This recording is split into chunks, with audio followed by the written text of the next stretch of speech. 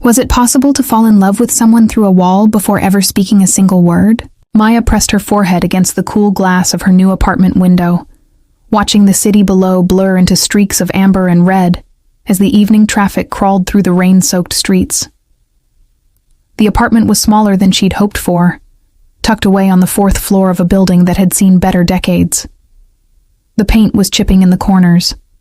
The floorboards creaked with every step, and there was a persistent draft that seemed to come from nowhere and everywhere at once.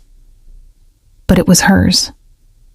After 26 years of living under other people's rules, in other people's spaces, this imperfect little sanctuary belonged to her. She had moved in on a Tuesday afternoon in late September, when the air still carried the last whispers of summer warmth. The moving truck had been late. Her back ached from carrying boxes up 4 flights of stairs because the elevator was broken, and by the time she collapsed onto her bare mattress that night, she was too exhausted to even feel the loneliness that she knew would come. But it didn't come. Not that night. Because at exactly 11:43 she heard it. Piano music. Not from a speaker or a television, but real, live piano music filtering through the wall that separated her apartment from the one next door. The notes were hesitant at first, stumbling over themselves like someone trying to remember a melody they'd forgotten.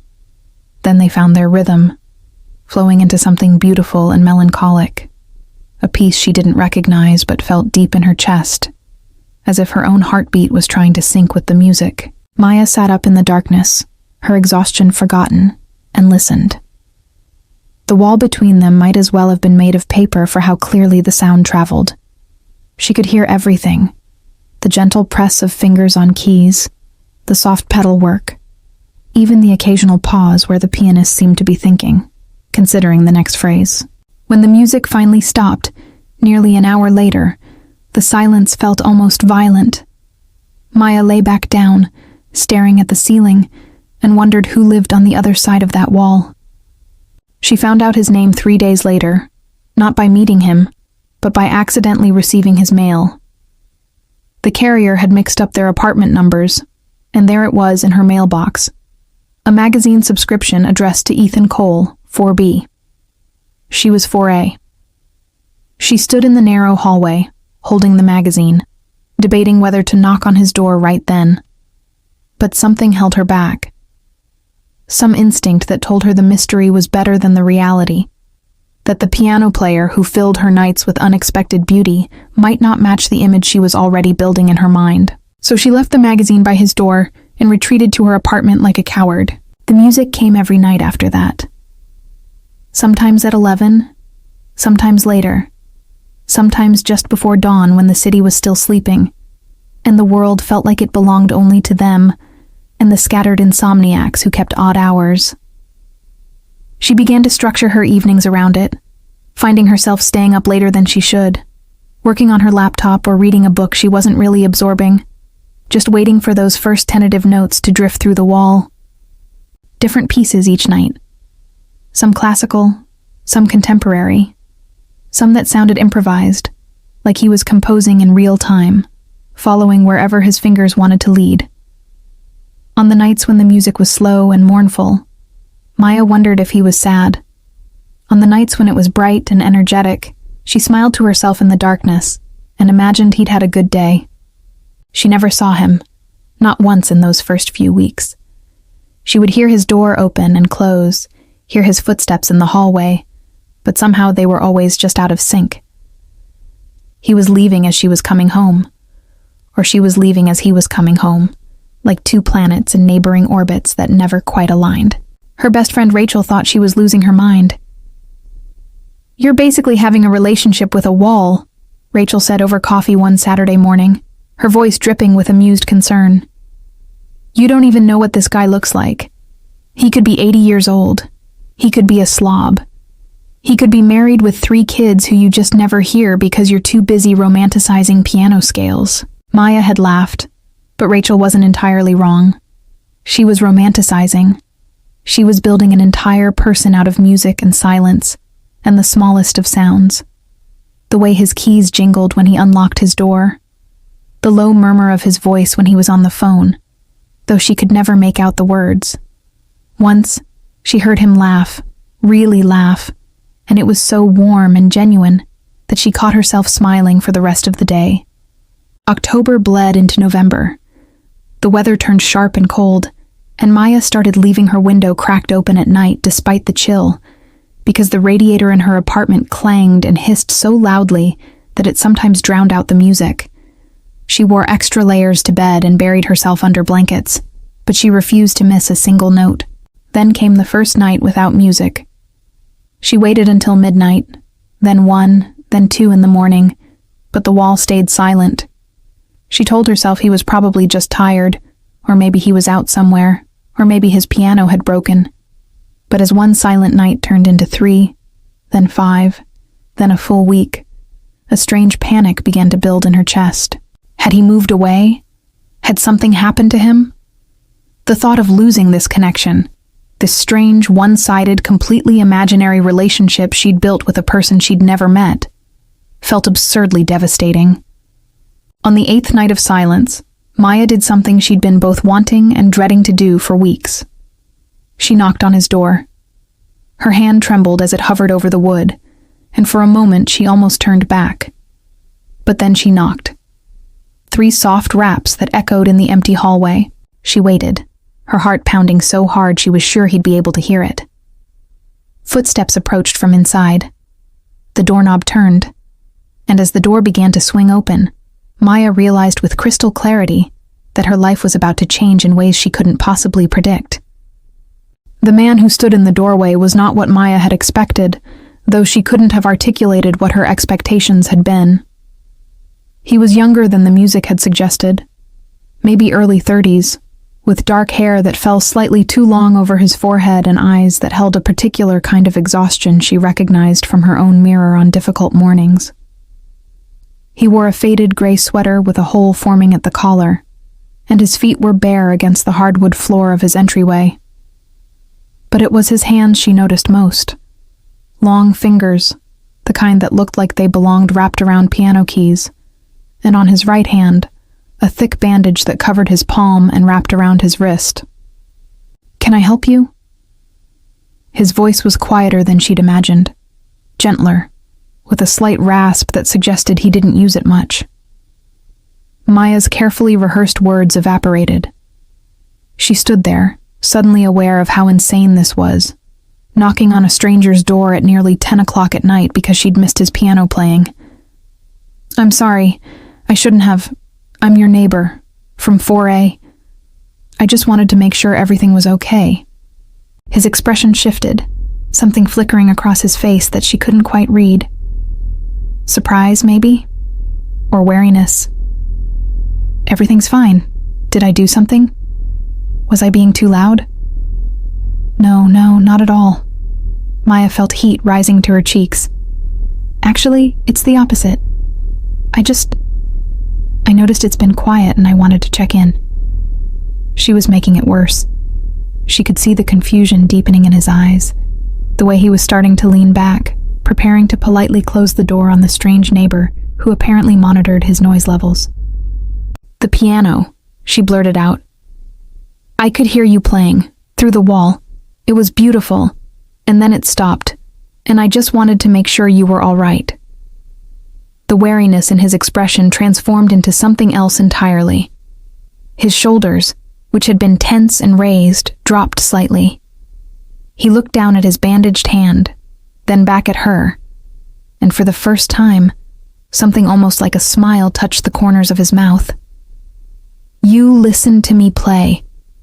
Every night," Maya admitted, then immediately regretted how that sounded. "I mean, not in a weird way. The walls are just thin and you're really talented, and I have trouble sleeping sometimes, so—" "I cut my hand," Ethan said, interrupting her spiral. He held up the bandaged appendage as evidence. "Broken glass. Stupid accident in the kitchen. Doctor said no piano for 2 weeks minimum." He paused, studying her with those tired, thoughtful eyes. "I didn't think anyone could hear me. These old buildings, the sound insulation is terrible. But I always figured people would just be annoyed by it." "Annoyed?" Maya shook her head. It's the best part of my day. Is. I don't know why I'm using past tense. I'm hoping you'll play again, obviously, when your hand heals. This time he did smile, a real one that reached his eyes and transformed his entire face. I'm Ethan. Maya. They stood there for a moment, the narrow hallway suddenly feeling too small and too large at the same time. Maya was acutely aware that she was wearing pajama pants with cartoon cats on them and hadn't brushed her hair since that morning. Ethan seemed equally aware of his bare feet and holey sweater. Do you want to come in? He asked, the words coming out hesitant, like he was surprising himself. I mean, if you really do like the music, I don't know. I could show you what I've been working on, or we could just talk. I don't meet many people who actually appreciate piano music. Most of my neighbors just leave passive-aggressive notes about quiet hours. Maya knew she should say no. Every rational part of her brain was screaming that this was moving too fast, that you don't just walk into a strange man's apartment at night, that the fantasy was always better than the reality. But there was something in his eyes, a loneliness that matched her own, a hope that seemed as fragile as spun glass, and she found herself nodding. His apartment was a mirror image of hers, but felt completely different. Where hers was still filled with half-unpacked boxes and bare walls, his was lived in, but sparse. A couch that had seen better years faced a television that looked rarely used. Bookshelves lined one wall, crammed with everything from philosophy texts to fantasy novels to books about music theory. And there, dominating the main room like a sleeping giant, was an upright piano, its dark wood gleaming even in the dim lamplight. It was my grandmother's, Ethan said, following her gaze. She left it to me when she passed away 3 years ago. It barely fit through the door. The movers thought I was insane for insisting on bringing it up 4 flights of stairs. He walked over to it, running his unbandaged hand along the keys without pressing down. But I couldn't leave it behind. She taught me to play when I was 7. Said music was the only language that could say the things words couldn't. Maya moved closer, drawn to the instrument like a magnet. She'd never been this close to a real piano before. Her own musical education had ended after 2 years of mandatory recorder lessons in elementary school. She was right. The things you play, they feel like stories, like each piece is trying to tell me something.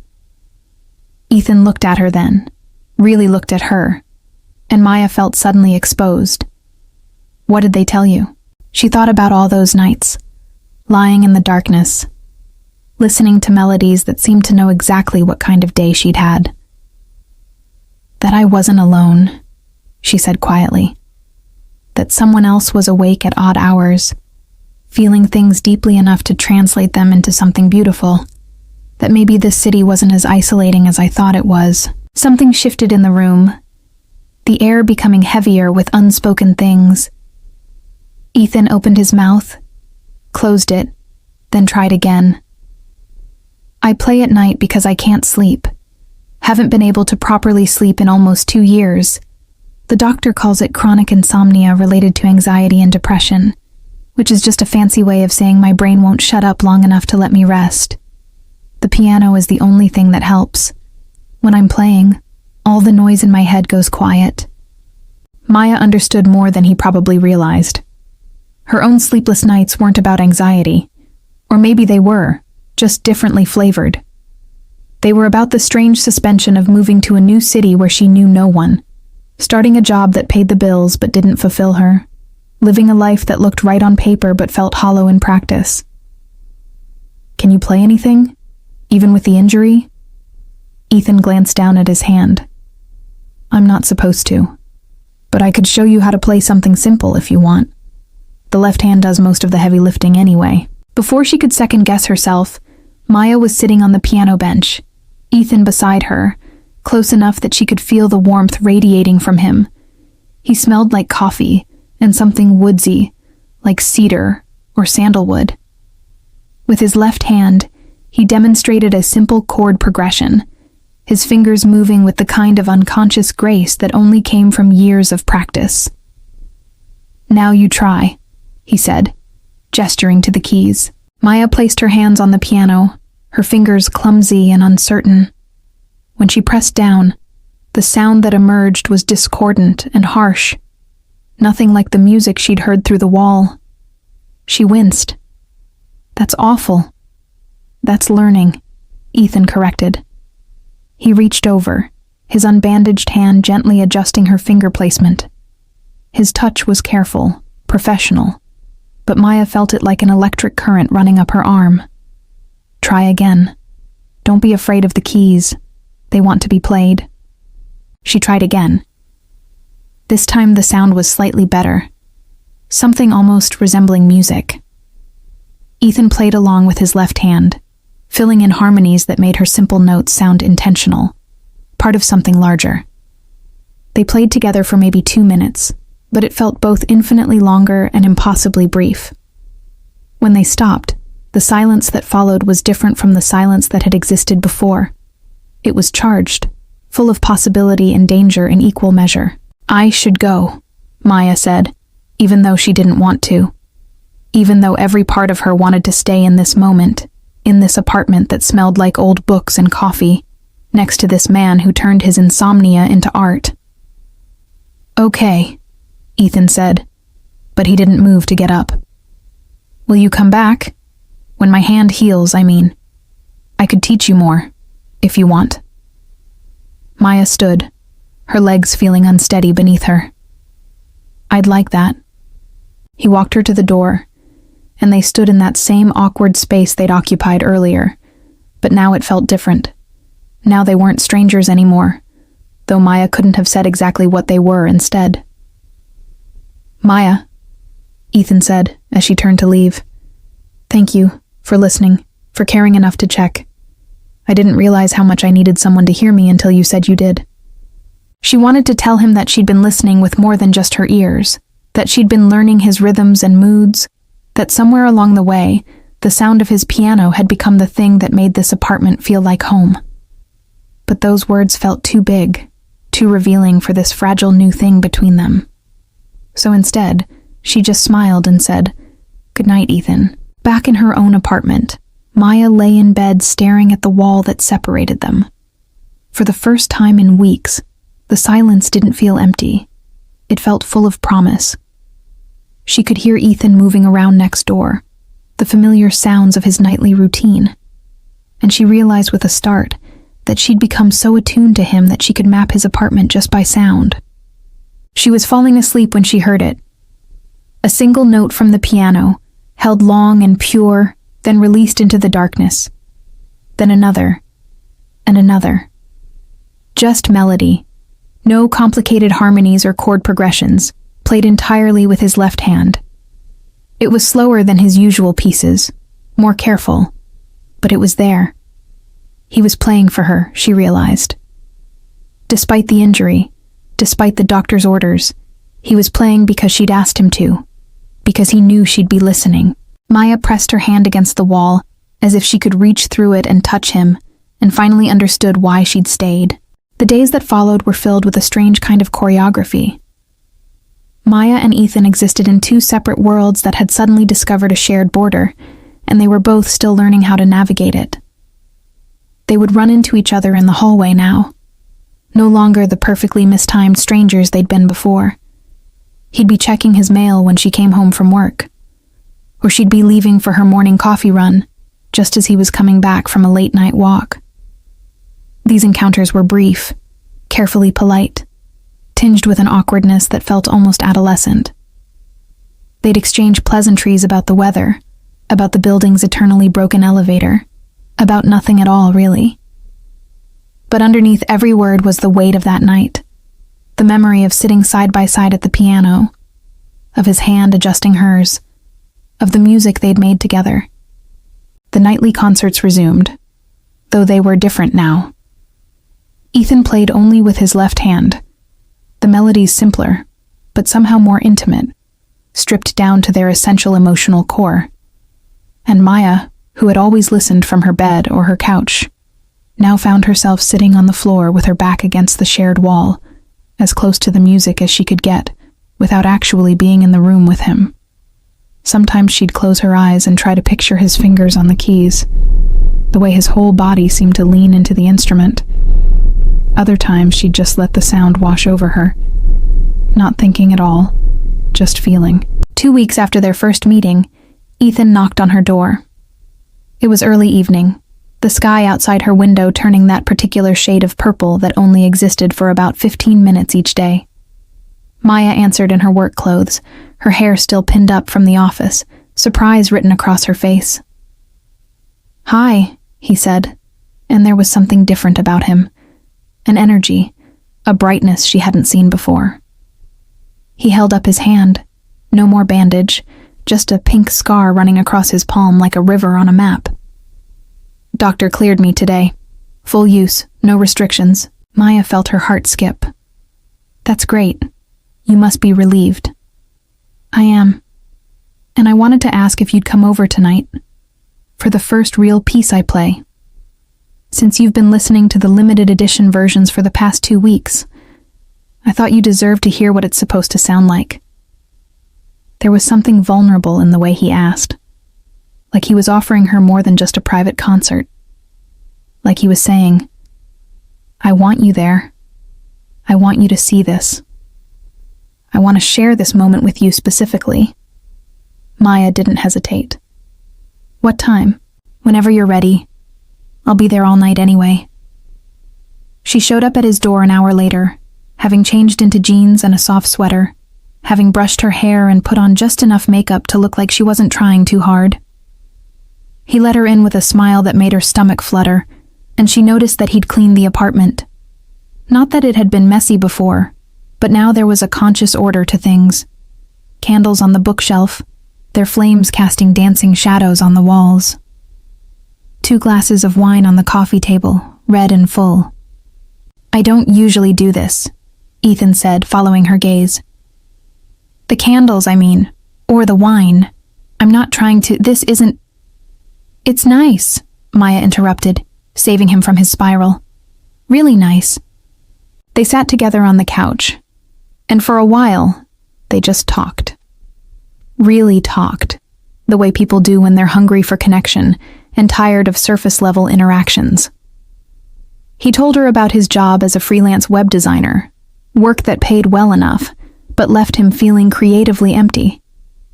About how he'd wanted to be a professional pianist once, had even gone to conservatory for 2 years before his father's death, forced him to drop out and find more practical employment. About how the piano had become both a refuge and a reminder of everything he'd given up. Maya told him about her own compromises. The English degree she'd earned with dreams of becoming a writer, only to end up in marketing, crafting slogans for products she didn't care about. The short stories she started but never finished, saved in a folder on her laptop that she couldn't bring herself to open.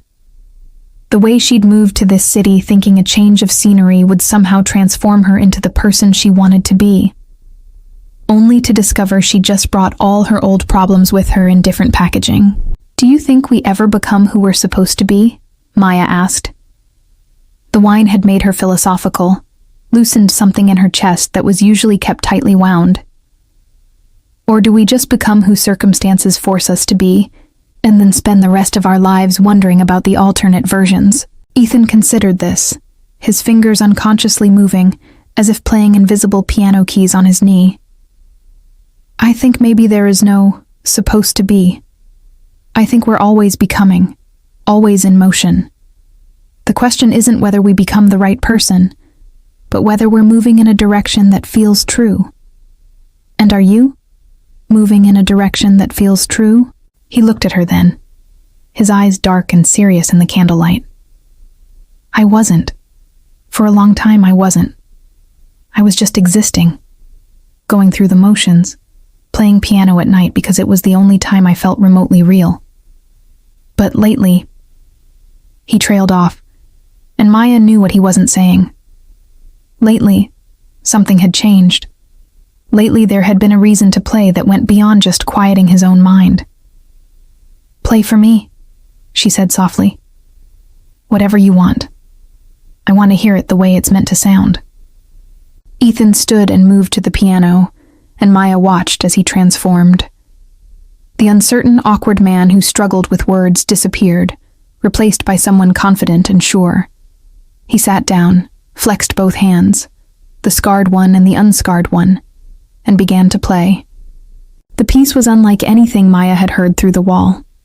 It was complex and layered, his right hand finally free to add the harmonies and counter melodies that had been missing, his left hand providing a foundation that made the whole thing feel solid and grounded.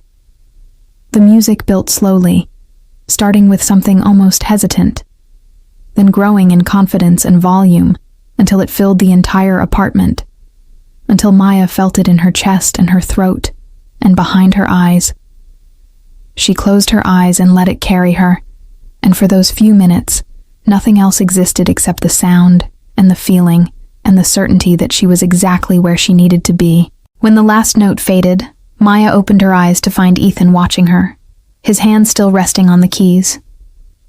"That was Rachmaninoff," he said. "Prelude in G minor. It's one of the first pieces I ever learned. My grandmother used to say it sounded like someone trying to climb out of darkness." "It's perfect," Maya said, and her voice came out rough, emotional. "God, Ethan, you're so talented. Why did you ever stop pursuing this?" Something shuddered in his expression, and she immediately regretted asking. He stood from the piano bench, walking to the window that overlooked the street below. "My father didn't think music was a real career. He thought I was wasting my time, throwing away my potential. We fought about it constantly, especially after I got into the conservatory. He refused to help pay for it, said if I wanted to chase a fantasy, I could do it on my own dime." Maya moved closer, but didn't touch him. She could feel the tension radiating off him in waves. "I worked 2 jobs to afford tuition. I barely slept. I barely ate. But I was doing it, you know? I was proving him wrong. And then he had a heart attack. 53 years old. Just collapsed at work one day. He was in the hospital for a week before he died. And the whole time, all I could think about was our last conversation. I'd told him I didn't need his approval, that I was going to make it as a pianist whether he believed in me or not. Those were the last words I said to him. Ethan, I dropped out of conservatory the day after his funeral. I couldn't keep going, couldn't keep chasing something that had caused so much conflict between us. It felt disrespectful somehow, like I'd be dancing on his grave. So I learned web design, got a practical skill, became the responsible adult he'd always wanted me to be. And I told myself the piano was just a hobby now, something I did for fun, not something I needed. Maya's heart ached for him, but it's not just a hobby. Anyone who hears you play can tell that. He turned to face her, and his eyes were bright with unshed tears. I know, but knowing and accepting are different things. For 2 years, I've been playing in the middle of the night, when no one could hear, when it didn't count, when it was just me and the darkness and the music. It felt safe that way, but then you knocked on my door, and you told me you'd been listening, and suddenly it counted again. Suddenly someone was bearing witness, and that made it real, and that made it terrifying. Maya understood then, really understood, why he'd seemed so surprised that first night, why he'd asked her in, why he'd kept playing even with an injured hand. She wasn't just a neighbor who appreciated music. She was proof that what he did mattered, that he hadn't completely abandoned the dreams he'd once had. She was the audience he'd been afraid to want. What if... Maya started, then stopped, unsure if she should say what she was thinking. What if what? What if it's not about choosing between your father's approval and your own dreams? What if you can honor his memory and still be true to yourself? Maybe he was wrong about music not being a real career, but maybe he was also scared for you, worried about you struggling. Maybe both things can be true. Ethan was quiet for a long moment, processing this. Then, so quietly she almost didn't hear it, he said, I think you're the first person who's made me consider that I might be allowed to forgive myself. The air between them felt charged with something dangerous and inevitable. Maya could feel the pull of it, the magnetic force that had been building since that first night when she'd heard his music through the wall. She took a step closer, and then another, until they were standing face to face, close enough that she could see the flecks of gold in his brown eyes, close enough that she could feel his breath. "Maya," he said, her name both a question and a statement. She didn't let herself think. She just closed the distance between them and kissed him, soft and tentative at first, then deeper when he responded, his hands coming up to cradle her face like she was something precious and breakable. The kiss tasted like wine and possibility, and when they finally broke apart, both breathing hard, Maya felt like she'd crossed some invisible threshold from which there was no return. But then Ethan stepped back, his expression shifting from desire to something that looked almost like panic. I can't. What's wrong?" He ran a hand through his hair, agitated. "There's something I didn't tell you. Something you should know before this goes any further." Maya's stomach dropped. This was it, she thought. The moment when the fantasy crashed into reality. He was married. He was sick. He was leaving. 1,000 possibilities ran through her mind, each worse than the last. "I'm not just an insomniac," Ethan said, the words coming out in a rush. "I have depression, clinical depression. Have had it since I was 19. I take medication, I see a therapist, I do all the things I'm supposed to do. But some days it's still a struggle just to get out of bed. Some days the piano is the only thing that keeps me tethered. And I need you to know that, because if we do this, if we become something, you need to understand what you're signing up for. I'm not always going to be the person you see right now. Sometimes I'm going to be distant and withdrawn and hard to reach. And it won't have anything to do with you. But it'll still hurt." Maya looked at him, really looked at him, and saw not a broken person but an honest one. Someone brave enough to show her the parts of himself that weren't easy or pretty. Someone who cared enough to warn her, even if it meant she might walk away. "I have anxiety," she said. "Have had it my whole life. Some days I can't answer the phone because the thought of talking to another human being makes me want to crawl out of my skin. Some days I convince myself that everyone I care about secretly hates me. Some days I can't write a single sentence because I'm so paralyzed by the fear that everything I create is garbage." She took a breath. "So I guess what I'm saying is, we're both a little bit broken. Maybe that's okay. Maybe we can be broken together." Ethan's expression shifted, softened, became something that looked dangerously close to hope. "You're not walking away? Are you kidding? After waiting weeks to finally meet the person behind the music? After finally finding someone who makes this city feel less lonely?" Maya shook her head. "I'm not walking away. I'm walking toward. If you'll let me." He pulled her close then, holding her like she might disappear if he loosened his grip, and Maya let herself be held. They stood there in the middle of his living room, surrounded by books and candlelight, and the ghost of Rachmaninoff still hanging in the air, and for the first time in longer than she could remember, Maya felt like she was home. But as she stood there with her cheek pressed against Ethan's chest, listening to the steady rhythm of his heartbeat, a question began to form in the back of her mind. It was small at first, barely a whisper, but it grew louder with each passing second. She'd fallen for him through a wall, through music, through the careful construction of imagination and loneliness. But now that the wall was gone, now that he was real and solid and complicated, who exactly had she fallen in love with?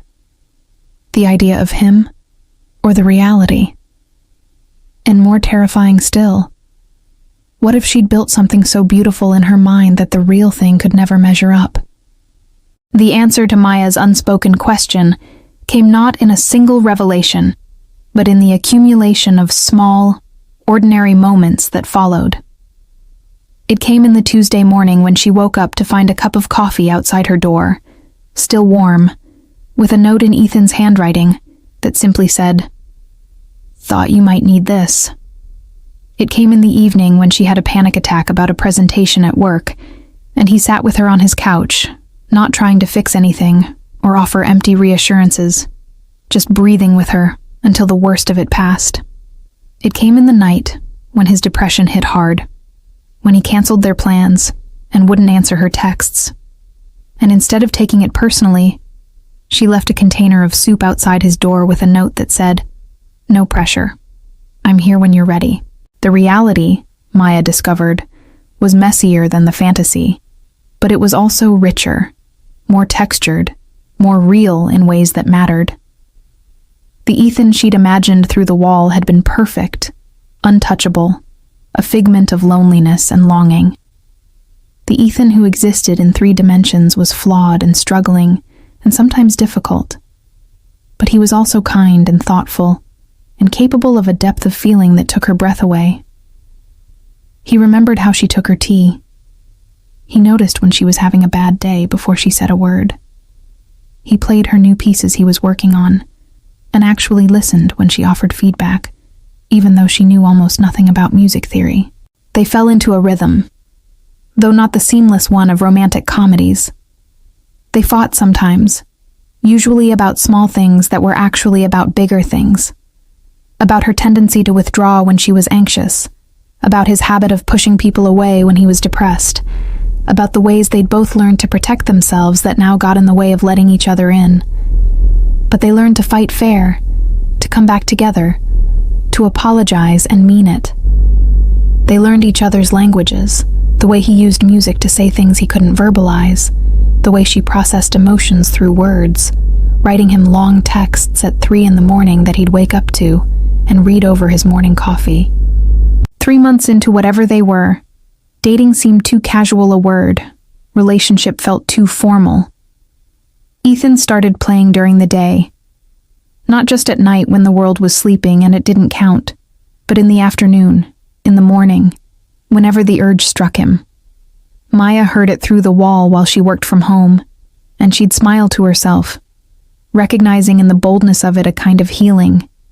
He was letting the music exist in the daylight, letting it take up space, claiming it as a legitimate part of his life rather than a secret shame. She asked him about it one evening as they cooked dinner together in his kitchen, moving around each other with the practiced ease of people who were learning each other's patterns.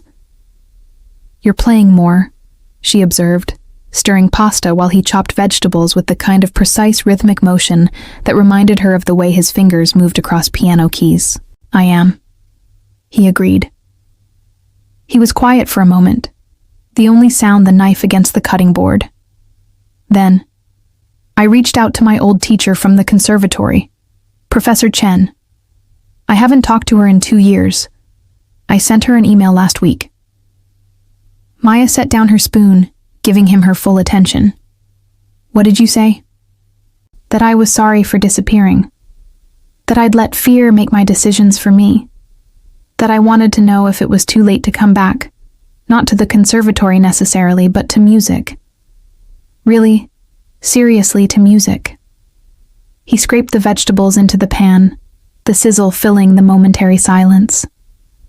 She wrote back the next day, said it's never too late, that talent doesn't have an expiration date, that she'd been wondering what happened to me. She wants to meet for coffee next week. Maya felt something bloom in her chest, warm and bright. "Ethan, that's amazing. I'm terrified," he admitted, finally looking at her. "What if I'm not good enough anymore? What if I wasted too much time? What if you are good enough?" Maya interrupted. "What if the time you took away gave you something the younger version of you didn't have? What if you're exactly where you need to be?" He pulled her close, kissing her forehead in a gesture that had become familiar and grounding. "How did I get so lucky that you knocked on my door?" "I've been asking myself the same thing," Maya said. "Except in my version, the luck was you playing loud enough for me to hear." The meeting with Professor Chen led to more meetings, which led to Ethan performing at a small recital for her current students, which led to an offer to teach a beginning piano class at a community center. It wasn't the concert hall career he'd once dreamed of, but it was something. It was music existing in his life as more than just a coping mechanism. It was purpose, connection, contribution. Maya watched him come alive in ways she'd only glimpsed before.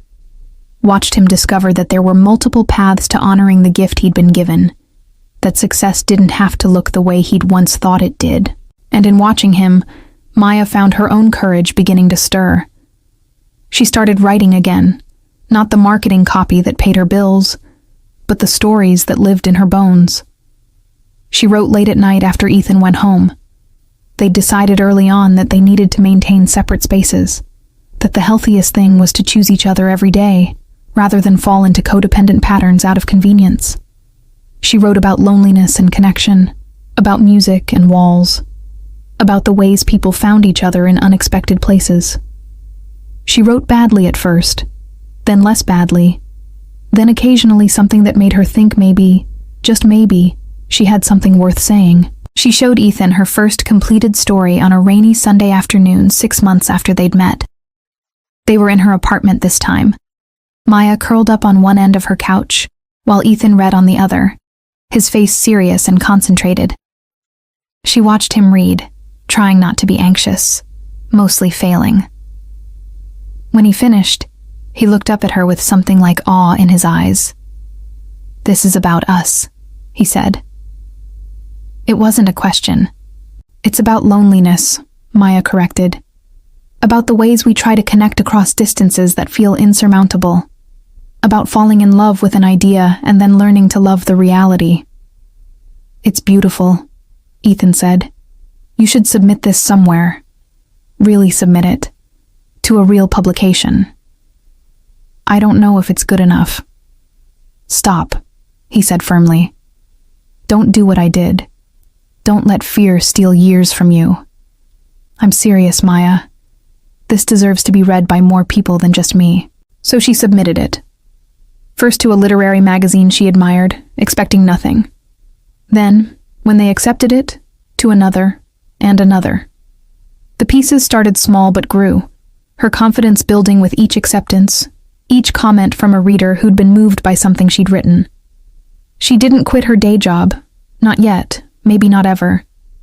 But she started thinking of herself differently. Not as someone who used to want to be a writer, but as someone who was one, even if it wasn't yet paying all her bills. They grew together but also separately, understanding that the healthiest love was the kind that made space for individual becoming. Ethan had his piano, his teaching, his slowly rebuilding relationship with music. Maya had her writing, her own therapy sessions to work through the anxiety that still flared up at inconvenient times, her morning runs that helped quiet her mind. They came together in the evenings, sharing meals and stories and their separate days, then returned to their own apartments, their own beds, their own solitude that no longer felt quite so heavy. On the 1-year anniversary of the night Maya had knocked on Ethan's door, he played her a new composition. He'd been working on it for months, and she'd heard fragments through the wall, but never the complete piece. This time he invited her over formally, asked her to dress up, lit candles throughout his apartment like he'd done that first night. When she arrived, he was wearing a button-down shirt she'd never seen before, his hair combed back, looking nervous and excited in equal measure. "I wrote this for you," he said simply, and sat down at the piano. The piece began quietly, a single melodic line that sounded almost like a question. Then it grew, adding layers and complexity, moving through different moods and tempos, sometimes anxious and urgent, sometimes calm and contemplative, sometimes joyful and bright. Maya heard their story in it, all the moments they'd shared translated into sound, the loneliness that had brought them together, the fear of being truly seen, the gradual building of trust, the fights and reconciliations, the laughter and the tears, the ordinary beauty of choosing someone again and again, even when it was hard. When the last note faded, Maya was crying. Not sad tears, but the kind that came from being so fully understood that words felt inadequate. Ethan stood and pulled her into his arms, and they stayed like that for a long time, her tears dampening his shirt, his hands running gentle circles on her back. "I love you," he said into her hair. They'd said it before, but this felt different. This felt like a promise and a choice and a recognition of everything they'd built together. "I love you too," Maya whispered back. "Both the idea of you and the reality. Every imperfect, difficult, beautiful part." Later that night, back in her own apartment, Maya sat on the floor with her back against the wall, the way she had so many times before. But this time she wasn't listening to music from a stranger, wasn't trying to decode meaning from sound waves traveling through plaster and wood. This time, she knew exactly who was on the other side. She knew his fears and his dreams, his worst days and his best ones, the way he looked when he first woke up, and the way he laughed when something genuinely surprised him. She knew him, and he knew her, and there was no longer any wall between them except the physical one, which hardly mattered at all. She heard him start to play, not the piece he'd written for her, but something new, something he was clearly improvising. She pressed her hand against the wall and felt the vibrations travel through it, felt the music in her bones. And she thought about all the things that had to align for them to find each other. If she'd chosen a different apartment, if he'd played at different times, if she'd been too scared to knock on his door, or if he'd been too guarded to let her in, if either of them had decided that the risk wasn't worth it, that it was safer to stay lonely than to be vulnerable, but they hadn't. They'd taken the risk, fumbled through it, made mistakes and fixed them, and slowly built something real and solid and worth keeping. They'd learned that love wasn't about finding someone perfect, but about finding someone worth working through imperfection with. That healing wasn't linear, that growth wasn't either, that the best things often came from being brave enough to reach across a divide and say, "I see you, I hear you, you matter to me." The music continued, filling both apartments, and Maya closed her eyes and let herself feel grateful. Grateful for thin walls and odd hours, for insomnia and piano music, for the specific combination of loneliness and courage that had led her to knock on a stranger's door. Grateful that she'd stayed not just because of him, but because staying had taught her that home wasn't a place but a choice, and she was finally ready to choose it. In the end, the question wasn't whether you could fall in love with someone through a wall before ever speaking a word. The question was whether that love could survive the transition from fantasy to reality, from imagination to flesh and blood. Whether it could withstand the harsh light of day, the friction of two imperfect people trying to build something together. Whether it could grow from a whisper, through plaster, into something strong enough to last. The answer, Maya had learned, was yes. But only if both people were willing to keep knocking, keep listening, keep showing up even when it was hard. Only if they understood that the wall had never really been the obstacle. The obstacle had always been the fear of what might happen if they stopped hiding behind it. And the gift, the beautiful, impossible gift, was discovering that sometimes the person on the other side was worth every moment of uncertainty, every leap of faith, every risk of heartbreak. Sometimes if you were very lucky, they were worth everything.